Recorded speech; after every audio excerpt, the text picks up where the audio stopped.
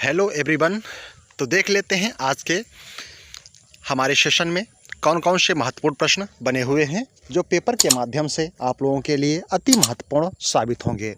तो ये आगामी परीक्षाओं में हर परीक्षा में आपसे यही प्रश्न पूछे जाएंगे, स्पेशली यूपीएससी पेट में।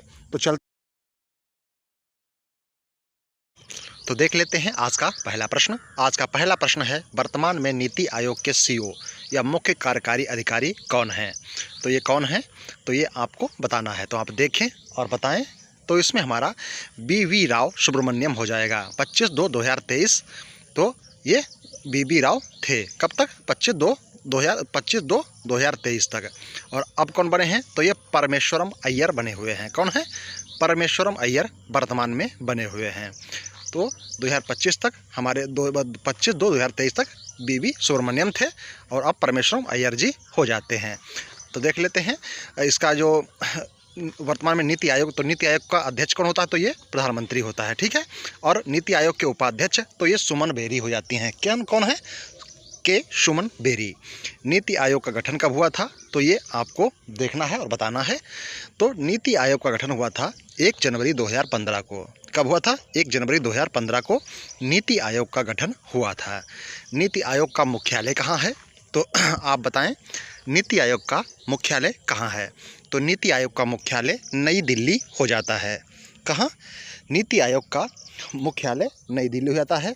नीति आयोग, नीति का फुल फॉर्म NITT, ठीक है, NITI नीति।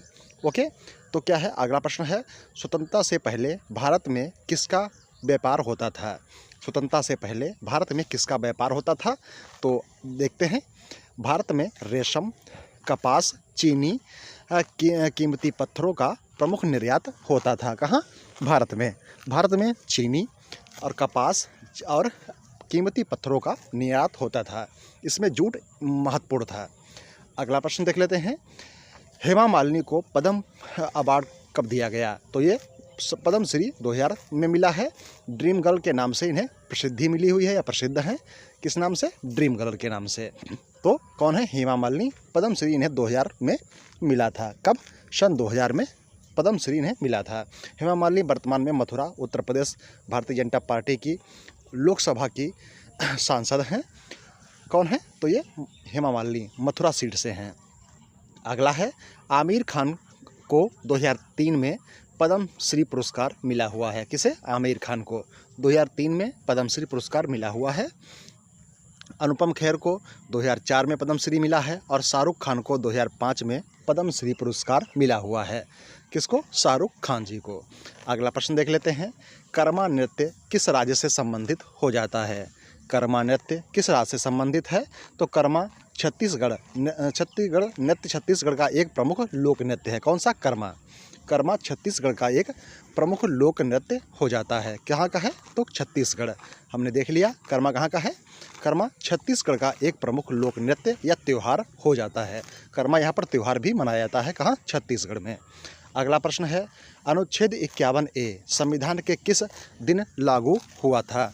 तो संविधान के किस दिन लागू हुआ था? अनुच्छेद 51A। तो देख लेते हैं। भारतीय संविधान के 42वें संविधान संशोधन जिसे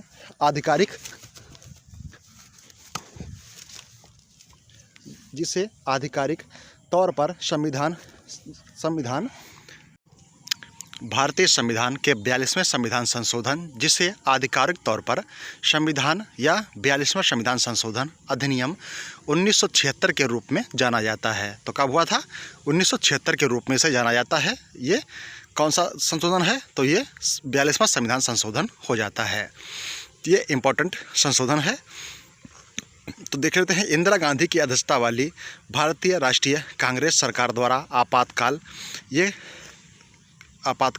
26 जून 1975 से 21 मार्च 1977 के दौरान अधिनियमित किया गया था। कब? तो ये किया गया था। संशोधन का अधिकांश प्रावधान 3 जनवरी 1977 को लागू हुआ था। ओके, देख लेते हैं। तो हमने इसमें देख लिया है कि 42वां संविधान संशोधन है और इंदिरा गांधी की अध्यक्षता वाली भारतीय राष्ट्रीय कांग्रेस के द्वारा ये लागू किया गया था। अगला प्रश्न है, राष्ट्रमंडल खेल 2022 में भारत ने कितने पदक जीते हैं या जीते थे? तो इसमें हमारा सही हो जाएगा 61 पदक। कितने? 61 पदक सही हो जाएगा। राष्ट्रमंडल खेल 2022 में भारत ने कितने पदक जीते? 61 पदक। 22 स्वर्ण, 16 रजत और 23 कांस्य पदक इसमें शामिल थे। कितने थे? तो 23 पदक इसमें कुल शामिल थे। तो देख लेते हैं, तो इनके बारे में देखते हैं। क्या है? संकेत सरगर बर्मिंघम में पदक जीतने वाले पहले भारतीय थे जिन्होंने पुरुष की 55 किग्रा भारोत्तोलन स्पर्धा में रजत पदक जीता था। कौन सा? तो रजत पदक इन्होंने जीता हुआ था। देख लेते हैं आगे, तो पदक तालिका में देख लेते हैं किन किन का नाम रखा गया है और किस देश में और कौन सा रैंक किसका रहा है, तो इसके बारे में हम देख लेते हैं। तो देख लेते हैं, इसमें हमारा पहले स्थान पर है ऑस्ट्रेलिया, 67 स्वर्ण और 57 रजत और कांस्य पदक 54, कुल 178। इंग्लैंड यहाँ पर दूसरे स्थान पर है, कनाडा तीसरे स्थान पर रहा है पदक तालिका में। ओके, पदक तालिका में यहाँ पर कितने स्थान पर रहा? तीसरे स्थान पर रहा है। और चौथे स्थान पर 61 पदक किसके रहे हैं? तो भारत के रहे हैं। इसमें भारत चौथे स्थान पर रहा था। अगला प्रश्न है, संवैधानिक उपचारों का अधिकार कौन से अनुच्छेद में है? तो संवैधानिक उपचारों का अधिकार कौन से अनुच्छेद में है? तो अनुच्छेद 32 से अनुच्छेद 35 तक संवैधानिक उपचारों का अधिकार दिया गया है या वर्णित किया गया है। अनुच्छेद 32 में 5 तरीके के रिट दिए गए हैं। कितने तरीके के? तो 5 तरीके के जो हैं रिट दिए गए हैं। और संविधान के अनुच्छेद 32 द्वारा सर्वोच्च न्यायालय को और अनुच्छेद 226 के द्वारा उच्च न्यायालय को ये रिट जारी किए जाते हैं। ओके, यहाँ पर आप लोग जारी कर सकते हैं। तो इसमें बंदी कौन कौन सी हैं? बंदी प्रत्यक्षीकरण, सर्टियोररी, निषेध परमादेश और क्वांटो वारंटो, ये जारी किए जाते हैं। तो देख लिया हमने 32 के द्वारा सर्वोच्च न्यायालय में और 226 के द्वारा उच्च न्यायालय में आदेश या रिट जारी किए जाते हैं। कौन कौन से हैं? तो हमने देखा है बंदी प्रत्यक्षीकरण, सर्टियोररी, निषेध परमादेश और क्वांटो वारंटो, ये हमारे प्रमुख 5 प्रकार के रिट हो जाते हैं। अगला प्रश्न है, रणजी ट्रॉफी 2023 के विजेता कौन सी टीम रही है? तो रणजी ट्रॉफी 2023 के विजेता कौन सी टीम रही है? तो ये सौराष्ट्र रही है। कौन सी? सौराष्ट्र रही है। सौराष्ट्र के कप्तान कौन थे? तो जयदेव उनादकट थे। कौन थे? उनादकट थे। सौराष्ट्र के कप्तान जयदेव उनादकट थे। कौन थे? उनादकट थे। तो सौराष्ट्र में रणजी ट्रॉफी 2023 ये विजेता टीम रही है। कौन सी? तो ये क्रिकेट का खेल है भाई, तो सभी जानते हैं। रनर अप कौन रहा है? तो रनर अप बंगाल रहा है। कौन? रनर अप बंगाल रहा है। 21-22 का विजेता कौन था? तो मध्य प्रदेश विजेता था और उप विजेता में महाराष्ट्र था। कौन था? उप विजेता में यहाँ पर महाराष्ट्र था।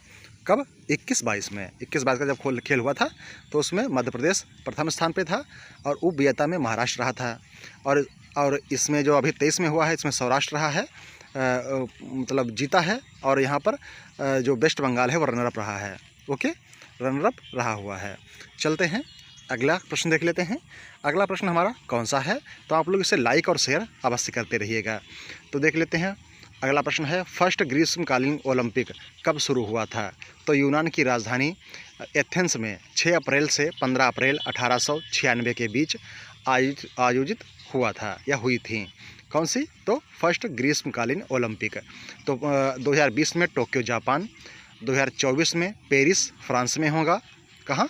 2024 में पेरिस के फ्रांस में होगा, मतलब फ्रांस के पेरिस में होगा, सॉरी। 2028 लॉस एंजल्स अमेरिका में होगा और 2032 ब्रिस्बेन ऑस्ट्रेलिया। कहाँ? ऑस्ट्रेलिया के ब्रिस्बेन में होगा। तो शीतकालीन ओलंपिक खेलों की शुरुआत कब हुई थी? तो हमने देखा था कब हुई थी। तो इसकी शुरुआत 1896 कब हुए थे? ये थे 6 अप्रैल से 15 अप्रैल 1896 वर्ष में। तो ये 4 वर्षों के अंतराल पर प्रत्येक मनाया जाता है। प्रत्येक 4 सालों के अंतराल पर ये खेल मनाया जाता है। ओके, शीतकालीन ओलंपिक खेलों की शुरुआत 1924 में फ्रांस में हुई थी, मतलब पूर्णतः मतलब स्वतंत्रता के बाद। ओके, अगला प्रश्न देख लेते हैं। अगला प्रश्न हमारा कौन सा हो जाएगा? तो अगला प्रश्न देख लेते हैं। पैरा ओलंपिक 1960 में पहली बार रोम में आयोजित हुआ था। पैरा ओलंपिक खेल में भारत 1968 में शामिल हुआ था। कब हुआ था? 1968 में भारत पैरा ओलंपिक खेलों में शामिल हुआ था। तो ये इंपॉर्टेंट टॉपिक था, मतलब पॉइंट था आप लोगों के लिए। अगला प्रश्न है 2011 की जनगणना के अनुसार भारत में ग्रामीण जनसंख्या का प्रतिशत कितना रहा है? तो ये आपको बताना है। 2011 की जनगणना के अनुसार भारत में ग्रामीण जनसंख्या का प्रतिशत कितना था? तो ये 68.84 था। कितना? 68.84 था। शहरी जनसंख्या का प्रतिशत कितना था? तो 31.16। कितना? 31.16 था। अगला देख लेते हैं, प्रतिशत ये है। और 2001 से 11 तक ग्रामीण जनसंख्या में वृद्धि कितनी हुई है? तो ये 12.18% की वृद्धि हुई है। कहाँ? ग्रामीण जनसंख्या में। अगला प्रश्न देख लेते हैं, गंगा नदी तक के प्रदेशों पर कब्जा करने के लिए किस चोल राजा ने 11वीं शताब्दी में हमला किया था? तो गंगा नदी के तट पर जो है प्रदेश हैं, उन पर कब्जा करने के लिए किस चोल राजा ने 11वीं शताब्दी में हमला किया? तो राजेंद्र चोल प्रथम ने। किसने?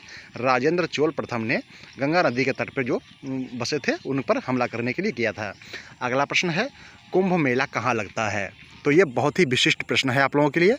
कुंभ मेला, तो कुंभ मेला 3 तरह का होता है, अर्ध कुंभ, कुंभ और महाकुंभ। अर्ध कुंभ का आयोजन हर 6 साल पर किया जाता है। कब? 6 साल में किया जाता है। और क्या ये अर्ध कुंभ बताया हमने है? 6 साल में किया जाता है। और कुंभ का आयोजन हर 12 साल में होता है। कब होता है? हर 12 साल में होता है। और जबकि महाकुंभ करीब 144 साल में एक बार लगता है। कितने साल में? 144 साल में एक बार लगता है। ओके, तो ये बहुत बड़ी बात होती है महाकुंभ। ठीक है, महाकुंभ मतलब हर किसी के नसीब में नहीं होता, देखना है। तो हमने देख लिया है, अर्ध कुंभ जो है वो हर 6 साल में लगता है। तो उत्तर प्रदेश के उत्तराखंड, उज्जैन, महाराष्ट्र में ये जो कुंभ है के मेले लगते हैं, जिसमें हरिद्वार, प्रयागराज, उज्जैन और नासिक के 4 पवित्र स्थानों पर ये जो है महाकुंभ ले कुंभ मेले आयोजित किए जाते हैं। कहाँ पर? हरिद्वार, प्रयागराज, उज्जैन और नासिक, ये 4 महत्वपूर्ण स्थान हो जाते हैं। अगला प्रश्न हमारा है, क्योटो प्रोटोकॉल द्वारा मान्यता प्राप्त ग्रीन गैसों की संख्या कितनी है? क्योटो प्रोटोकॉल द्वारा मान्यता प्राप्त ग्रीन गैसों की संख्या कितनी है? तो कुल 6 है। कितनी? कुल जो ग्रीन गैसों की संख्या है वो 6 हो जाएगी। इसमें कौन कौन सी हैं?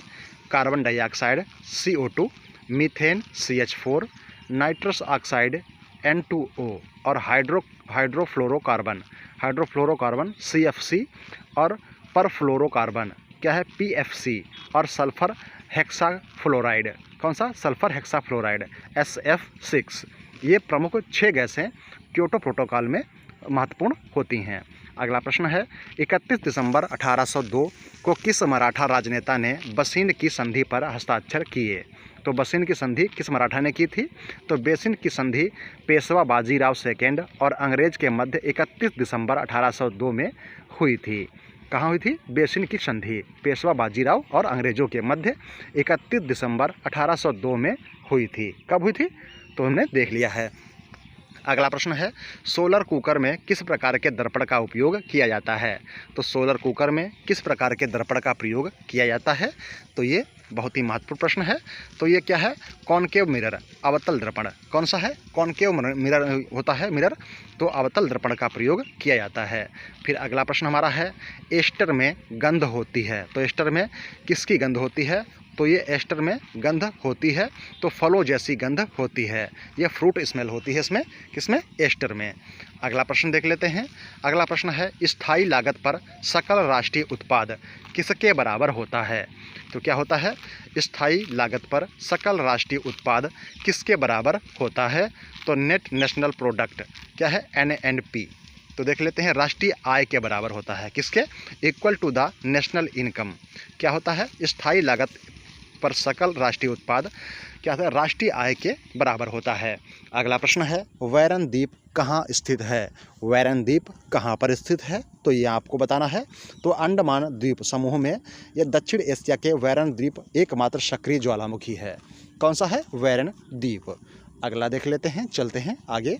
तो अंडमान और निकोबार द्वीप समूह की सबसे ऊंची चोटी उत्तर अंडमान में स्थित सैंडल पीक है। कौन सी है?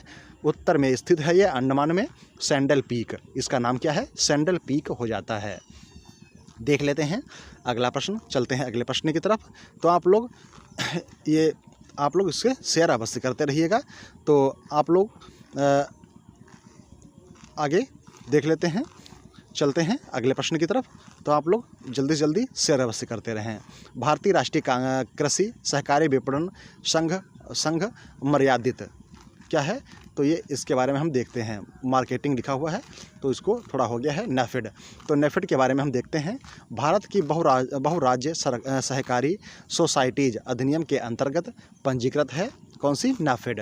क्या है, भारतीय राष्ट्रीय कृषि सहकारी विपणन एवं संस्था, ठीक है, संस्था इसका पूरा नाम होता है। इसकी स्थापना गांधी जयंती के पावन अवसर पर 2 अक्टूबर 1958 को की गई थी। कब की गई थी, 2 अक्टूबर 1958 को की गई थी। नाफेड की स्थापना कृषि उत्पादों के सहकारी विपणन को बढ़ाने के लिए की गई थी ताकि किसानों को लाभ मिल सके। किस लिए, तो विपणन को बढ़ाने के लिए की गई थी जिससे किसानों को लाभ प्राप्त हो सके। चलते हैं, देख लेते हैं अगले प्रश्न की तरफ चलते हैं। तो हमने देख लिया है 2 अक्टूबर 1858 को इसकी स्थापना हुई थी, किसकी, तो नेफेड की। ओके, नेफेड की स्थापना हमने देख लिया है। अगला प्रश्न देख लेते हैं। अगला प्रश्न है, वांगला फेस्टिवल किस जनजाति के द्वारा मनाया जाता है। तो वांगला फेस्टिवल ये गारो समुदाय के द्वारा मेघालय में राज्य में मनाया जाता है। कहाँ, गारो समुदाय के द्वारा मेघालय राज्य में वांगला जो है मनाया जाता है। अगला प्रश्न देख लेते हैं। तुलु वंश के संस्थापक कौन था। तुलु वंश का संस्थापक कौन था, तो ये वीर नरसिंह था। कौन था, वीर नरसिंह तुलु वंश का संस्थापक था जो 1491 ईस्वी में इसकी स्थापना किया था। तो तुलु वंश की स्थापना वीर नरसिंह ने की थी और तुलु वंश का अंतिम राजा सदाशिव राय 1542 से 1570। और तुलु वंश के सबसे लोकप्रिय राजा रहे कौन है, राजा कृष्णदेव राय। कौन, राजा कृष्णदेव राय लोकप्रिय राजा रहे हैं। अंकिया नट क्या है, अंकिया नट एक नृत्य रूप है। तो कहाँ का एक नृत्य रूप है, ये असम का जनप्रिय पारंपरिक नाट्य है। क्या है, अंकिया नट। ओके, चलते हैं अगले प्रश्न की तरफ। अगला प्रश्न है, शिवाजी उत्सव का आयोजन किसने किया था। तो शिवाजी उत्सव का आयोजन किसने किया था, बाल गंगाधर तिलक। बाल गंगाधर तिलक ने राष्ट्रीय जागरण के लिए 1894 में गणेशोत्सव और शिवाजी उत्सव की शुरुआत की थी। किसने, बाल गंगाधर तिलक जी ने। देख लेते हैं, चलते हैं। तो देख लेते हैं अगला प्रश्न। मेलबर्न फिल्म फेस्टिवल में कौन सा भारतीय क्रिकेटर मुख्य अतिथि थे। तो मेलबर्न फिल्म फेस्टिवल में कौन से भारतीय क्रिकेटर मुख्य अतिथि थे, तो ये कपिल देव थे। कौन थे, कपिल देव जी थे। कौन थे, कपिल देव जी थे मेलबर्न फिल्म फेस्टिवल में मुख्य अतिथि। अगला प्रश्न देख लेते हैं। तो चलते हैं अगले प्रश्न की तरफ। अगला प्रश्न देखते हैं कौन सा है। तो अगला प्रश्न हमारा हो जाएगा, किस मिट्टी को काली मिट्टी के नाम से जाना जाता है। तो ये है रेगुर मिट्टी। कौन सी है, रेगुर मिट्टी को काली मिट्टी को रेगुर मिट्टी के नाम से भी जाना जाता है। देख लेते हैं अगला प्रश्न। अगला प्रश्न है किस जनजाति द्वारा किया जाता है। कौन सा, तो ये नोगकर्म फेस्टिवल जो है, नोगक्रेम फेस्टिवल, ये मेघालय की खासी जनजाति के द्वारा किया जाता है। कौन सा है, नोगक्रेम उत्सव। अगला प्रश्न है, भारत में 2022 में ऑस्कर पुरस्कार किसने जीता। तो द एलिफेंट विस्पर्स, क्या है, विस्पर्स, द एलिफेंट विस्पर्स 2022 में ऑस्कर पुरस्कार किसने जीता। तो ये शॉर्ट डॉक्यूमेंट्री है, ये भारत के लिए सुनहरा पल था। ओके, चलते हैं अगले प्रश्न की तरफ। अगला प्रश्न है क्या है, एक एटीएम बराबर क्या होता, बार बराबर क्या होता है।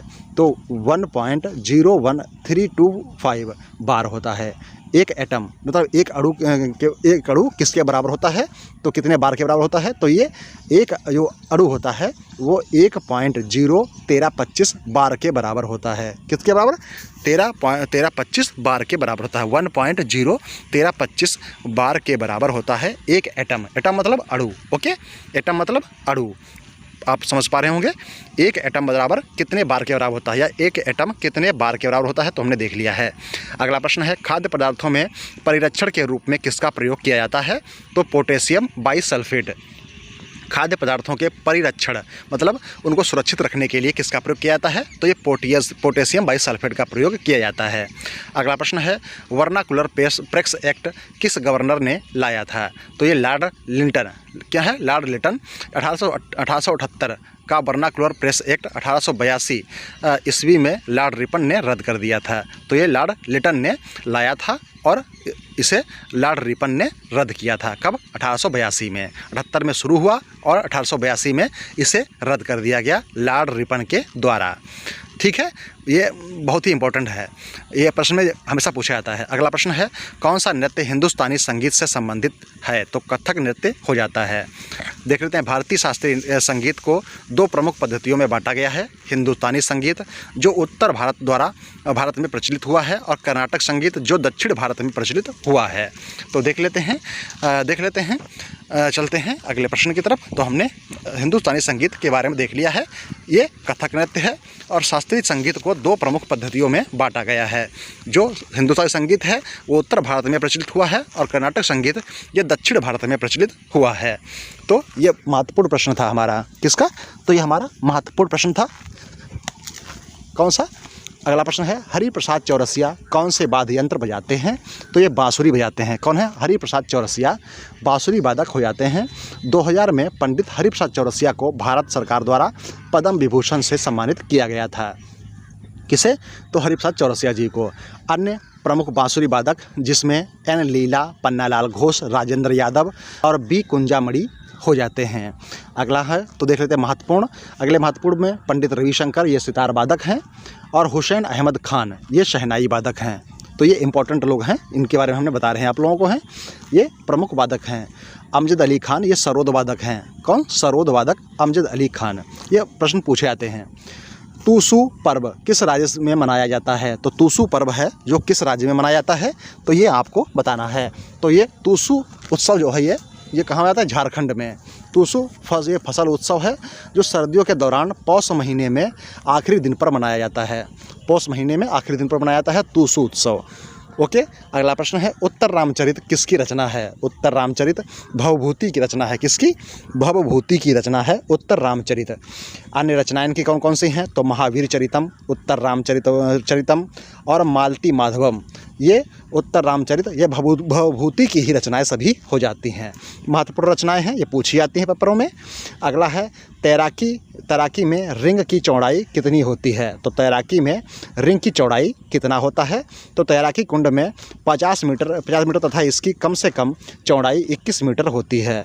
इसमें जल की गहराई 1.8 मीटर से अधिक होती है। तैराकी से संबंधित शब्द हैं butterfly stroke, freestyle, break stroke और ब्रेस्ट स्ट्रोक। ये प्रमुख इसके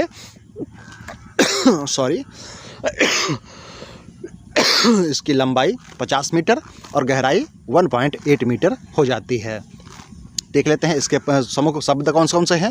ये संबंधित शब्द हैं बटरफ्लाई स्ट्रोक, फ्री स्टाइल और बैक स्ट्रोक, ब्रेस्ट स्ट्रोक। ये प्रमुख इसके शब्द हो जाते हैं, ये पेपर में पूछे जाते हैं। अगला प्रश्न है, भारत में पहला जूट का मिल कहाँ स्थापित किया गया था? तो ये कोलकाता में। कहाँ?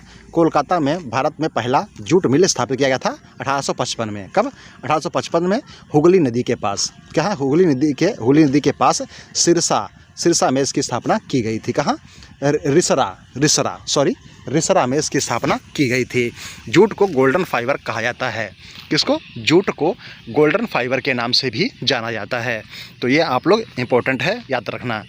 अगला है, भारत में जूट का उत्पादन सबसे अधिक पश्चिम बंगाल में होता है। कहाँ? पश्चिम बंगाल में होता है। 2011 में जनगणना के अनुसार देश में शहरी जनसंख्या कितनी प्रतिशत है? तो 31.7%। कितनी? शहरी जनसंख्या 2011 की जनगणना के अनुसार कितनी है? तो 31.7%। भारत में लगभग ग्रामीण जनसंख्या 67 से 68% के बीच में है। शहरी जनसंख्या सबसे अधिक महाराष्ट्र में और सबसे कम सिक्किम में है। कहाँ? सबसे अधिक महाराष्ट्र, सबसे कम सिक्किम। अगला प्रश्न है, स्मार्ट सिटी मिशन कब शुरू किया गया था? तो स्मार्ट सिटी मिशन 2015 में शुरू किया गया था। यह केंद्रीय शहरी विकास मंत्रालय के द्वारा शुरू किया गया था और भारत का 100वें स्मार्ट सिटी शहर शिलांग है। कौन सा है? तो भारत का 100वां जो है स्मार्ट सिटी शहर कौन सा है? तो शिलांग हो जाता है। ओके, शिलांग हो जाएगा हमारा 100वां स्मार्ट सिटी। अगला प्रश्न देख लेते हैं, वर्ल्ड टेस्ट चैंपियनशिप 2019-21 में भारत फाइनल में किस टीम से हार हुई थी? तो 2019 से 21 में भारत फाइनल में किस टीम से हार हुई थी? तो न्यूजीलैंड से। वर्ल्ड टेस्ट चैंपियनशिप 19-21 में न्यूजीलैंड से हारी थी।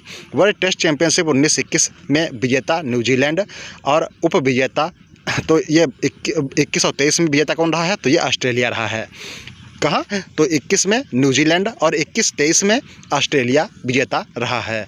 21 में हमारा न्यूजीलैंड और 23 में ऑस्ट्रेलिया किसमें? तो वर्ल्ड टेस्ट चैंपियनशिप में विजेता रहा है। देख लेते हैं अगला, चलते हैं अगले प्रश्न की तरफ। अगला प्रश्न हमारा हो जाएगा, भारत का पहला कार्बन मुक्त राज्य कौन सा है? तो भारत का पहला कार्बन मुक्त राज्य हिमाचल प्रदेश बना है। कौन सा? हिमाचल प्रदेश भारत का पहला कार्बन मुक्त राज्य बना हुआ है। भारत का पहला जैविक राज्य सिक्किम है और भारत का पहला 100% जल वाला राज्य गोवा है। कहाँ? 100% राज्य जल वाला राज्य गोवा हो जाएगा। तो ये महत्वपूर्ण प्रश्न हमारे हैं। अगला प्रश्न है, हैरल्ड डोमर के मॉडल पर कौन सी पंचवर्षीय योजना आधारित थी? तो प्रथम पंचवर्षीय योजना हैरल्ड डोमर के मॉडल पर आधारित थी। ये 1951 से 56 के बीच में हुई थी पहली पंचवर्षीय योजना। तो देख लेते हैं, पहली पंचवर्षीय योजना हैरल्ड डोमर के मॉडल पर आधारित थी। प्रथम पंचवर्षीय योजना 1951 से 56 पर।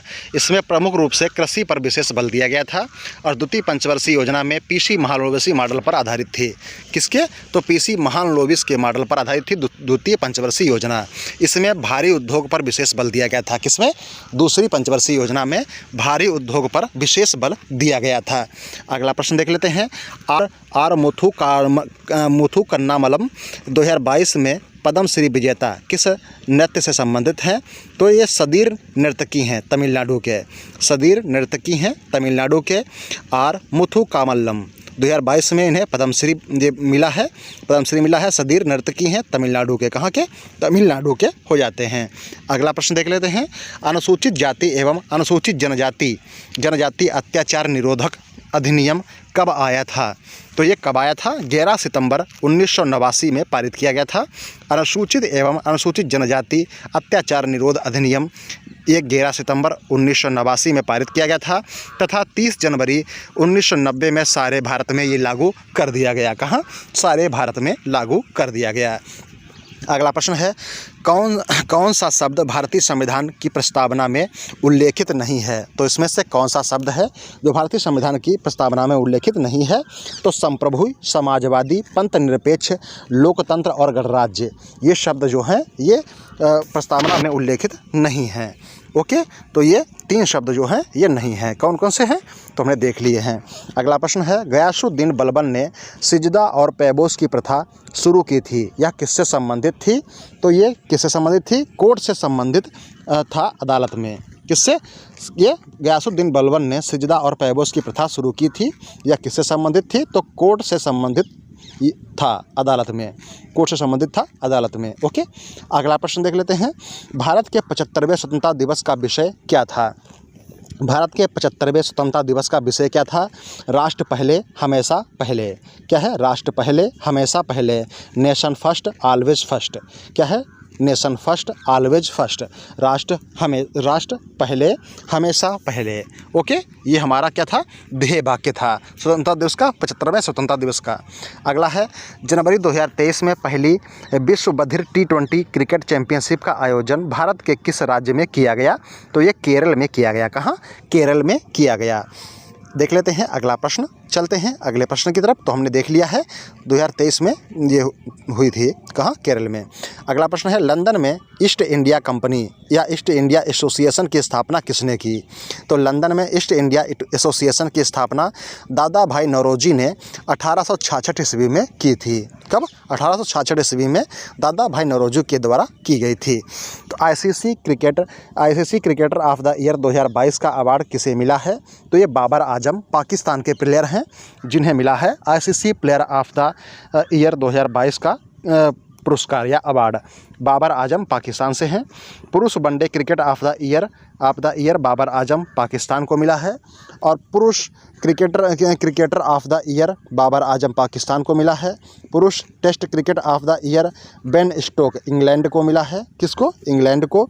और पुरुष T20 cricketer of the year Surya Kumar Yadav Bharat को मिला है। तो ये T20 में मिला है इनके है भारत में को सूर्य कुमार यादव भारत के हैं प्लेयर।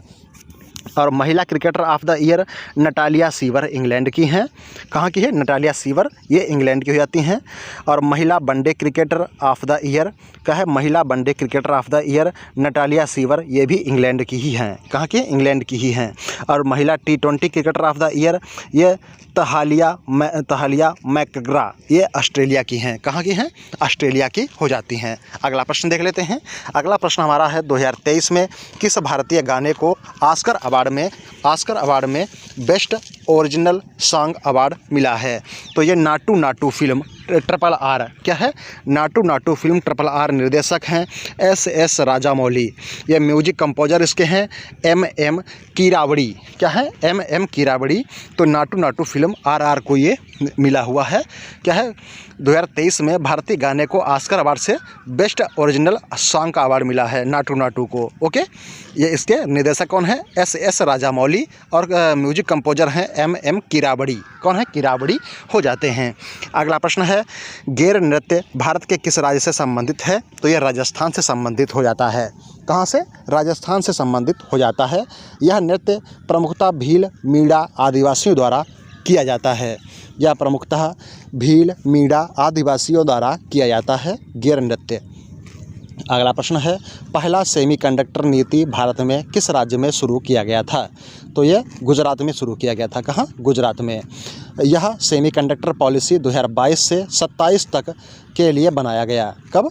2022 से 27 तक के लिए बनाया गया है। गुजरात में पहला सेमीकंडक्टर नीति भारत में लागू हुआ है। तो हमने देख लिया है। अगला प्रश्न देख लेते हैं। 1857 का विद्रोह कहाँ से शुरू हुआ था? तो 1857 का विद्रोह मेरठ से 10 मई 1857 को शुरू हुआ था। कहाँ से? मेरठ से 10 मई 1857 को 1857 का विद्रोह शुरू हुआ था मेरठ से। 1857 के विद्रोह के तत्कालीन कारण चर्बी वाला कारतूस था। कौन सा? चर्बी वाला कारतूस था 1857 के विद्रोह का तत्कालिक कारण। 1857 के विद्रोह में अंग्रेजी गवर्नर कौन था? तो लॉर्ड कैनिंग था। कौन था? लॉर्ड कैनिंग था। 1857 के विद्रोह में अंग्रेजी गवर्नर लॉर्ड कैनिंग था। अगला प्रश्न देख लेते हैं। अगला प्रश्न हमारा है भारतीय संविधान के किस भाग में समान नागरिक संहिता का उल्लेख दिया गया है? तो किस अनुच्छेद में दिया गया है? तो ये अनुच्छेद है अनुच्छेद 44वां। कौन सा? 44वां अनुच्छेद है भारत का 44वां अनुच्छेद, जिसमें समान नागरिक संहिता का उल्लेख किया गया है। कौन सा है? अनुच्छेद 44। कौन सा है? अनुच्छेद 44। अगला प्रश्न है भारत के मानसून को कौन सा कारक प्रभावित नहीं करता है या नहीं करती है? तो सहारा रेगिस्तान भारत के मानसून को प्रभावित नहीं करता है। अगला है लंदन हाउस इंस्टीट्यूट की स्थापना किसने की थी? तो लंदन हाउस इंस्टीट्यूट की स्थापना श्यामजी कृष्ण वर्मा जी के द्वारा की गई थी। किसके द्वारा? श्यामजी कृष्ण वर्मा जी के द्वारा की गई थी। लंदन में क्या है? अगला प्रश्न देख लेते हैं। LEG बाई किस खेल से संबंधित है? या लेग बाई किस खेल से संबंधित है? तो क्रिकेट से संबंधित है। यह गेंद बैट्समैन के लगती है पैर में। कहाँ? तभी लेग बाई होता है। अगला प्रश्न है 2001 में किसे भारत रत्न से सम्मानित किया गया? तो लता मंगेशकर को 2001 में भारत रत्न से सम्मानित किया गया। देख लेते हैं। यह एक भारतीय पार्श्व गायिका हैं जिनका जन्म मध्य प्रदेश में हुआ है। कहाँ? मध्य प्रदेश में हुआ है। उनका उपनाम द नाइटिंगेल ऑफ बॉलीवुड है। कौन सा है? द नाइटिंगेल ऑफ बॉलीवुड है। और कला के क्षेत्र में उन्हें वर्ष 2001 में भारत रत्न भी मिल चुका है।